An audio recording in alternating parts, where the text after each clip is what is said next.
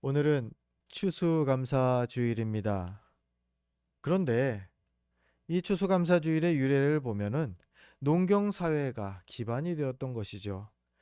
농경사회에서 한 해 동안 짓다가 그 곡식을 추수하면서 돌보아 주신 하나님의 은혜에 감사하는 날, 그게 추수감사절이었죠. 그런데 문제가 생겼습니다. 이제 농사 짓는 분이 안 계세요. 여기도 아무도 안 계시네요. 그런데도 불구하고 여전히 온 교회가 추수감사주의를 교회의 중요한 절기로 지키고 있습니다.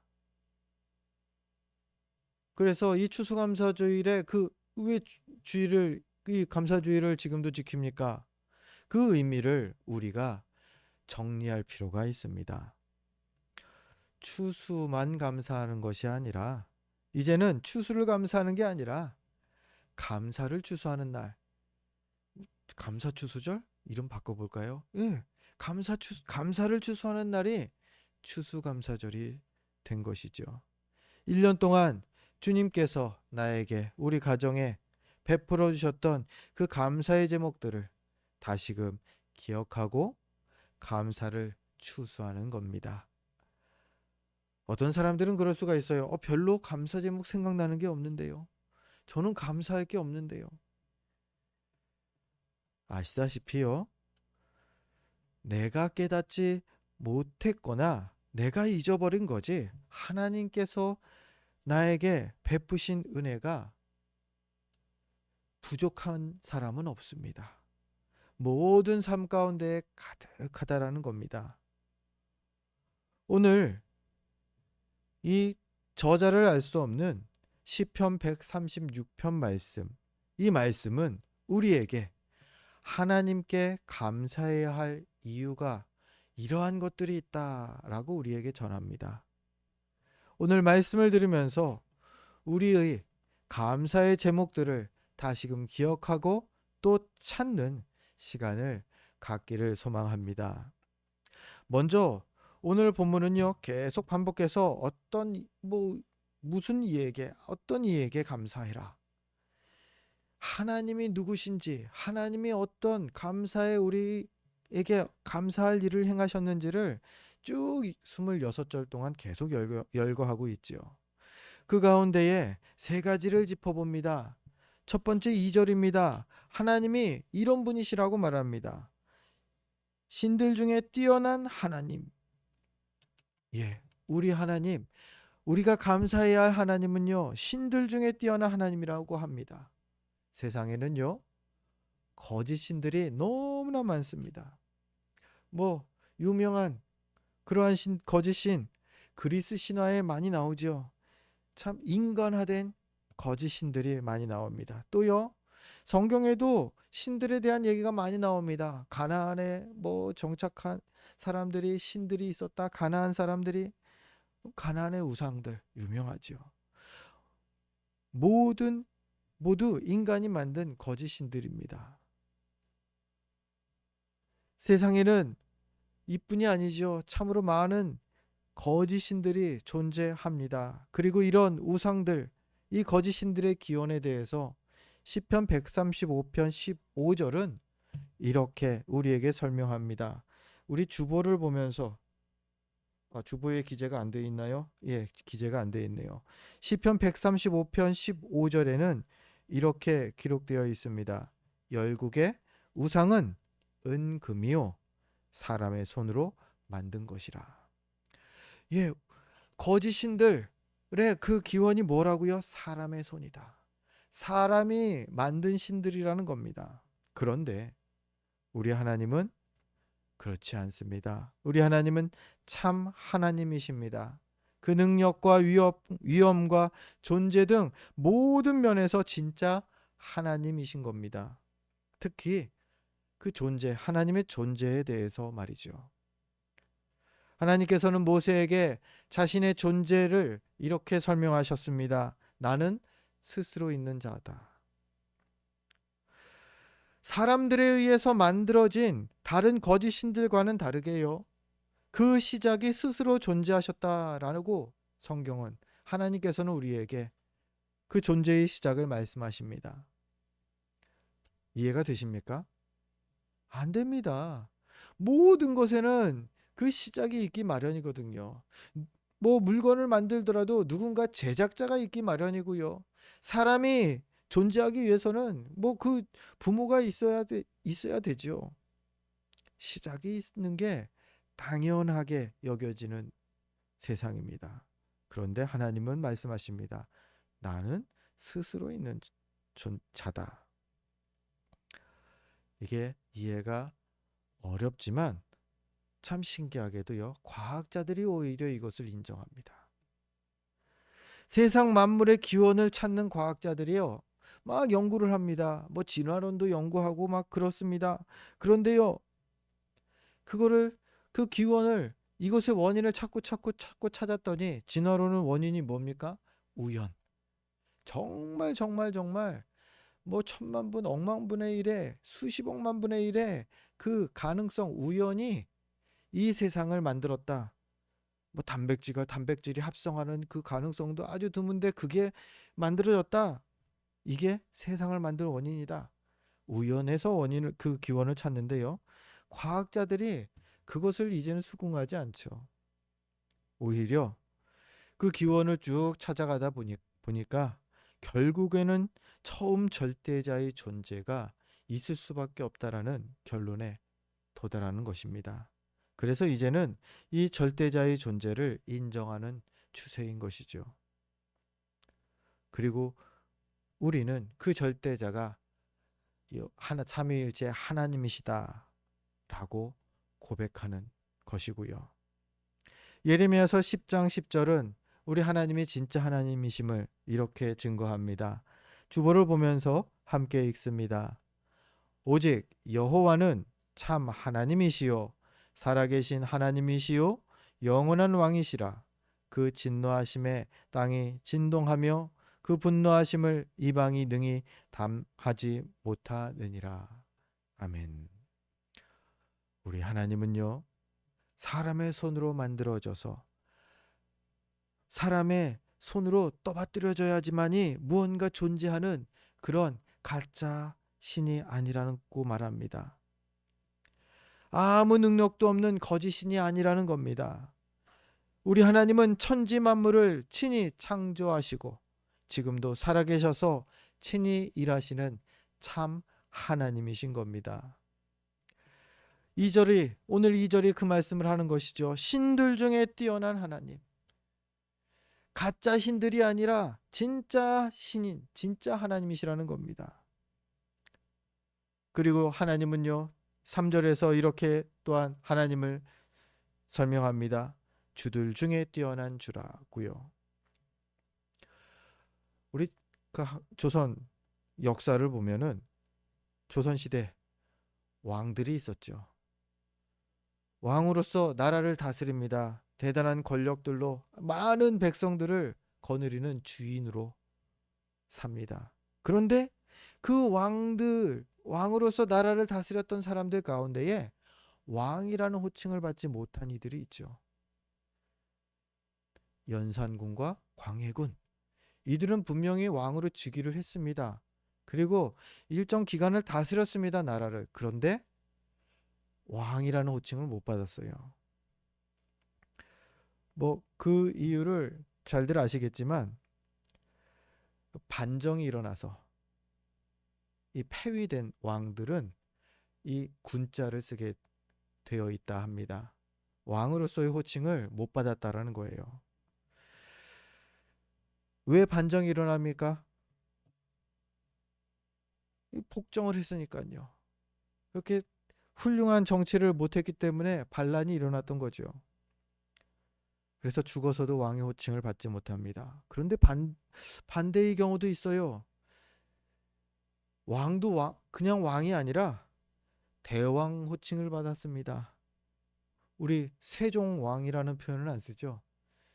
세종 대왕. 이상하게 세종이라는 왕에게는 대왕이라는 호칭이 너무나 익숙합니다. 그만큼 선정을 베풀었고요. 그 나라를 크게 우리 민족을 위해서 큰 일을 하셨기 때문에 대왕이라는 호칭을 그 듣게 되었죠. 받게 된 것이죠. 백성들 입장에서 이 군자와 대왕의 구분이 아주 확연히 달라지는 것이죠. 폭군이 나라를 다스릴 때 백성들은 어땠을까요? 너무나 힘들었을 겁니다. 고생했을 겁니다. 이유도 모르게 죽임당했을 겁니다. 그런데요, 선한 왕이, 대왕이 다스릴 때에는요, 나라가 풍요롭고 평온했을 것이라는 거죠. 요점은요, 백성도 어떤 주인을 만나느냐에 따라서 삶의 질이 달라진다라는 겁니다.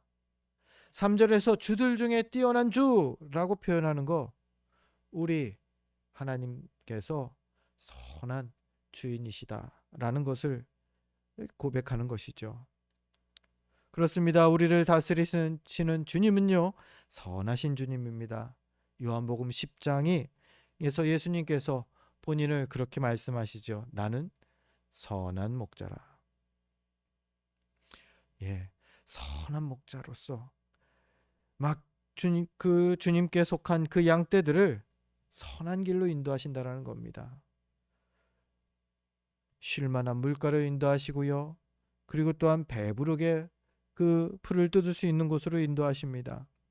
혹 이리가, 늑대가, 곰이 그 생명을 위협하게 될 때에는 그 양들 앞서서 그 곰을, 그 늑대를 싸워서 물리치는 선한 목자다 말합니다. 가짜 목자는요, 사꾼 목자는 그런 위험이 올 때에 먼저 도망가죠. 양들을 놓고 도망가죠. 예수님께서는 그래서 요한복음 10장에서 이렇게까지 말씀하십니다. 내가 선한 목자이기 때문에 나는 양을 위하여 목숨을 버리노라. 그렇습니다. 우리 주님은요, 자기 생명을 주실 정도로 그 양떼에게 사랑을 주시는 주님이십니다. 주들 중에 뛰어난 주, 선하신 주, 그러한 주님이시라는 거죠. 그런데요, 여러분, 선하기만 하다고, 사랑만 있다고 해서 탁월한 뛰어난 목자가 되지는 못합니다. 곰이 와서 싸웁니다. 싸우는데 자기도 죽고 양도 다 죽습니다. 그러면 선한 목자라는 표현이 무색하죠. 그 양떼를 지킬 만한 능력도 있어야 탁월한 주고요, 뛰어난 주인 것입니다. 주님은 그 능력이 무한하신, 감사하게도 그 무한하신 하나님이시라는 겁니다. 어떤 어둠의 세력도 능히 물리칠 능력의 하나님이십니다. 우리는 그런 주님을 나의 하나님, 나의 주로 고백하는 것이고요. 그러니 우리 주님께서 그 백성들을 부족함 없이 가장 선한 길로 인도하시는 탁월한 주님이신 것입니다. 그렇습니다. 신들 중에 뛰어난 하나님이시고요, 주들 중에 뛰어난 주님이 되십니다. 또 주님께서 또한 얼마나 크고 능력이 충만하신 분이신지를 3절은 이렇게 표현합니다. 홀로 기이한 일을 행하시느니라. 기이한 일이라는 것이 이어지는 5절에서 9절을 보면 천지창조를 말하죠. 하나님께서 기이한 일을 행하셨다. 뭐예요? 누구도 행할 수 없는 일을 행하셨다라는 겁니다. 감히 상상조차 못할 일, 그게 바로 기이한 일이라고 우리가 표현하는 것이죠. 그게 천지창조였습니다. 5절이죠. 지혜로 하늘을 지으셨고요. 6절이죠. 땅을 물 위에 펴셨고요. 7절에 큰 빛들을 지으셨고요. 8절에 해로 낮을 주관하게 하십니다. 9절에 달과 별들로 또한 밤을 주관하게 하셨다 말합니다. 누가요? 우리 하나님께서 그 크신 권능으로 말이죠.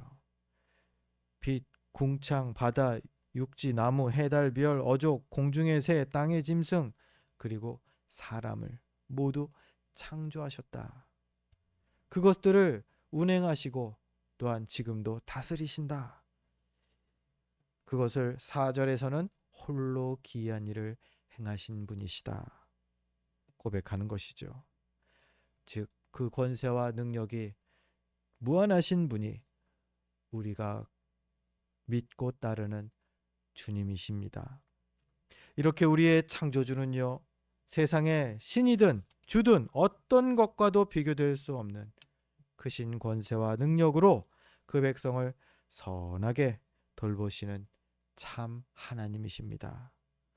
오늘 시편 기자는 이런 크신 하나님께 뭐 하라고요? 감사해라 말합니다. 그러면 뭐를 감사합니까? 쭉 이 모든 일들을 감사해라, 이런 일을 하신 일을 감사해라, 저런 일을 하신 분께 감사해라 말하는데, 궁극적으로 가장 감사해야 할 것이 요약하면 이것이 된다라는 거죠. 그 인자하심이 영원함이로다. 그 인자하심을 감사하라고 합니다. 그 영원하심을 감사하라고 말하는 겁니다. 인자하심을 감사한다. 능력은 많은데 앞서도 봤지요. 폭군이다. 그러면요, 백성들이 힘듭니다. 그런데요, 우리 하나님은요, 그 능력도 많으시지만 그 선하심과 인자하심이 가득하신 분이시라는 겁니다. 그게 얼마나 감사한지요. 능력은 많은데 나는 너 돌보지 않을 거야 라고 했다면요, 우리는 죽어야 했다라는 겁니다. 그게 오늘 10절부터 24절까지 나오는 내용입니다. 이스라엘 백성들이 하나님의 인자하심을 경험한 것을 쭉 열거합니다. 10절부터 15절에 보면요, 우리 주보에는 제가 그 절수를 잘못 기재했습니다. 10절에서 15절을 보면요, 구원의 은혜를 감사할 것을 고백합니다. 이스라엘이 구원을 받습니다. 어디로? 바로 출애굽을 통해서 애굽의 노예 생활로부터 구원을 받습니다. 어떤 방법으로요? 많은 기적들을 통해서 말이죠. 10가지 재앙의 기적을 하나님께서 일으키셨습니다. 홍해를 가르시면서 이스라엘을 구원하십니다. 그리고 무엇보다도 모세라는 위대한 지도자를 준비하심으로 이스라엘을 구원하시는 은혜를 베푸셨습니다. 그렇습니다. 이스라엘이 애굽으로부터 구원받은 큰 은혜를 10절부터 15절에서는 기록하고 있습니다. 그리고 우리도 이 구원의 은혜를 받았습니다. 죄에서 우리 주님께서 우리를 구원하셨죠. 원래 우리는요, 본질적으로 본성이 죄의 종이었습니다. 그랬던 우리가 하나님의 백성이 된 겁니다. 감사하지 않습니까? 그런데요, 기적으로 이 이스라엘을 애굽에서 구원하셨던 그 엄청난 기적처럼 우리를 구원하시는 것도요, 하나님께서 기적의 방법으로 구원하셨다라는 겁니다. 목사님, 저는 기적 경험하지 않고 예수님 믿고 있는데요. 한번 들어보십시오. 우리가 처음 예수님을 믿게 됐을 때 어땠습니까? 그 전까지 우리 마음과 생각은요, 예수님 안 믿어. 절대 안 믿어. 예수님을 뭐하러 믿어? 예수가 뭐야? 분명히 그랬을 겁니다. 억지로 엄마 아빠 따라서 막 교회는 나가는데 나는 하나님 잘 모르겠어. 나는 잘 안 믿어. 이랬던 우리가요, 어느 순간인가 갑자기 우리 마음과 생각이 바뀐 겁니다. 이게 기적 아닙니까? 교회에 대해서 갑자기 좋은 생각이 듭니다. 교회 다니면 좋겠다. 교회 나가면은 좋은 것 같구나. 교회에 처음 나갔을 때 그 낯설고 어색함, 그게 있었을 텐데요. 그것을 두려워하는 마음이 있었을 텐데 그것을 이겨내고서 우리가 나와서 지금 예수님 믿는 거 아닙니까? 이 기적입니다. 내 생각이, 내 인식이 계속 바뀌는 겁니다. 그뿐입니까? 정말 뭔가 뭐라고 그러죠? 하나의 이렇게 버튼을 누르지 않으면 폭탄이 터지지 않죠. 아무리 거대한 폭탄도. 우리의 믿음도 그랬을 겁니다. 어떤 버튼이 눌러지지 않으면요, 교회로 나가기가 어려웠을 겁니다. 어떤 이유로든 신앙의 첫 단추를 끼우기가 어려웠을 겁니다. 아무리 인식이 변했더라도요. 그런데 어떤 이유로든 뭐 내 친구가 갑자기 야, 교회 가자. 나 교회 다니는데 나도 가볼까? 어떤 이유로든 내가 교회로 나아가게 수 있게 하나님께서 인도해 주셨을 거라는 거죠. 이게 기적입니다. 이런 기적이 없어요. 제가 신앙생활을 시작하게 된 거 생각해도 정말 저라는 인간 자체가 예수님을 지금 믿게 된 것 자체가 정말 기적이라고밖에 고백할 수가 없습니다. 우리 모두가 이 구원의 은혜를 경험한 것이죠. 비단 성경에 보니까는 이스라엘 구원만 얘기했네요. 이스라엘이 받은 은혜만 얘기했네요가 아니라 우리도 똑같이 이런 하나님의 기적을 통하여서 지금 이 자리에 있는 것이라는 겁니다. 우리가 뭘 하고요? 우리는 그저 죄인일 뿐인데 말이죠. 그런데 그런 우리를 택하시고 부르시고 또 믿음까지 주셔서 구원받게 하신 것이죠. 이 하나님의 인자하심, 그 인자하신 하나님의 손길이 우리를 구원하신 겁니다. 하나님의 은혜죠. 그래서 이것을 감사하라, 감사할 제목이다. 오늘 시편 기자는 말하는 겁니다. 구원의 은혜에 감사해야 됩니다. 또 두 번째로는요, 인도하심의 은혜가 그 하나님의 인자하심이 담겨 있다 말합니다. 16절 말씀에서 보니까요, 이스라엘이 광야 생활을 합니다. 40년 광야 생활 동안 우리 하나님께서 인도하셨음을 감사합니다. 어떻게요?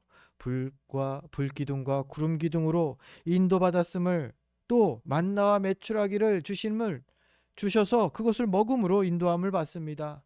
그리고요, 갈급할 때에는 반석에 물을 나게 하시는 그 물로 그 갈급함을 회복하고 인도함을 받습니다. 심지어는 헤어지지 않는, 낡지 않는 옷과 그 신발로 하나님의 인도함을 받습니다. 즉 광야 40년 동안 모든 일용할 필요한 것들로 우리 하나님께서 채워주시는 것을 경험하면서 인도함을 받죠. 우리 하나님의 인자하심이, 그 인자하심이 이렇게 이스라엘을 인도하셨다라는 겁니다. 그리고 우리도 똑같이 인도함을 받는 거예요. 이스라엘만의 이 감사 제목이 아니라 우리 또한 이렇게 하나님의 특별한 인도하심을 지금도 경험하고 있다라는 겁니다. 우리 광야 인생길 가운데에도 우리 하나님께서 인도하여 주신다라는 거죠. 때마다 시마다 우리에게 필요한 것들로 채워주시고요, 부족함이 없게 해주신다라는 겁니다. 이렇게 하나님의 인도하심이 우리에게 광야 인생길을 넉넉히 완주할 수 있게 해주시는 것이죠. 지금까지 우리가 그렇게 살았지 않습니까? 하나님께서 그때그때 채워주시는 은혜, 그 인도하시는 은혜, 위험의 그 길을 피해갈 수 있도록 또 선한 길로 인도해 주시고, 낙심하지 않도록 그 순간순간 새 힘을 주시고, 만나와 메추라기, 또 갈급할 때의 반석의 물을 우리에게 주신 분, 그분이 인자하신 우리 하나님 아니십니까?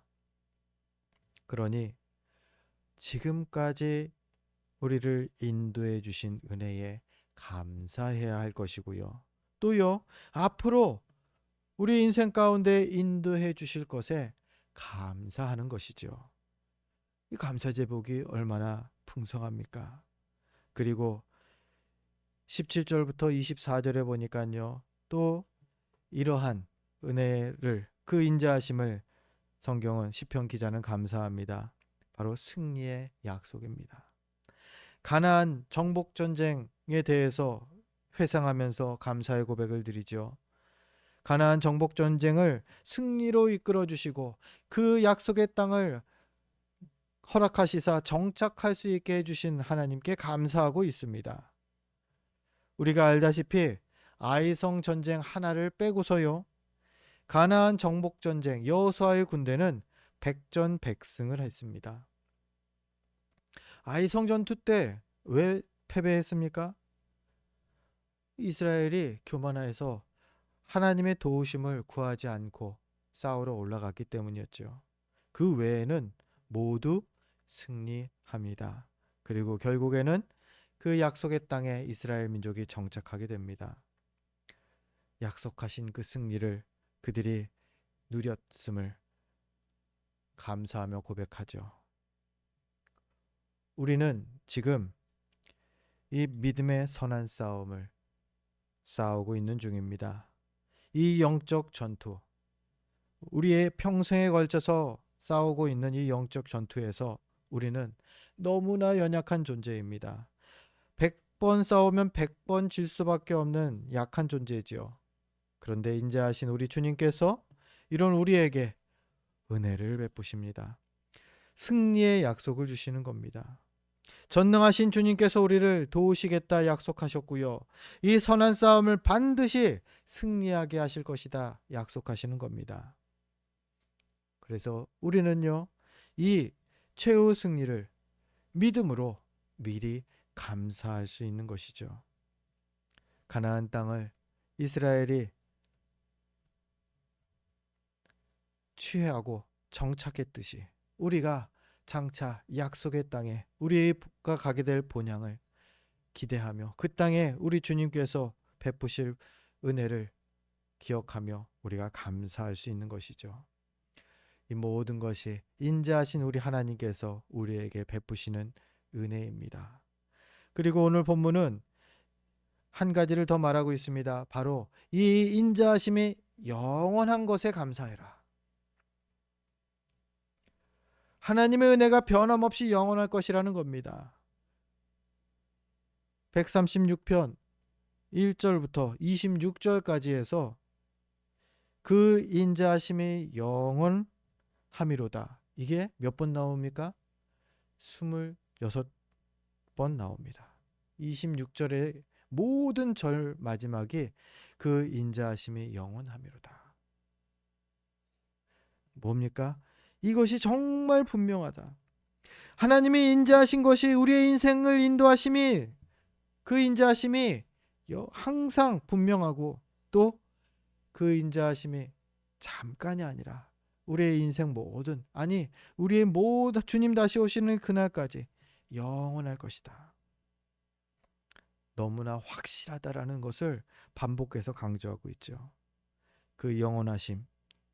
로마서 8장 38절과 39절이 그 사랑이 우리 가운데 영원할 것이다. 우리에게 선언하고 있죠. 우리 주보를 보면서 로마서 8장 38절과 39절을 함께 읽습니다. 내가 확신하노니 사망이나 생명이나 천사들이나 기쁨이나 다른 어떤 피조물이라도 우리를 우리 주 그리스도 예수 안에 있는 하나님의 사랑에서 끊을 수 없으리라. 아멘.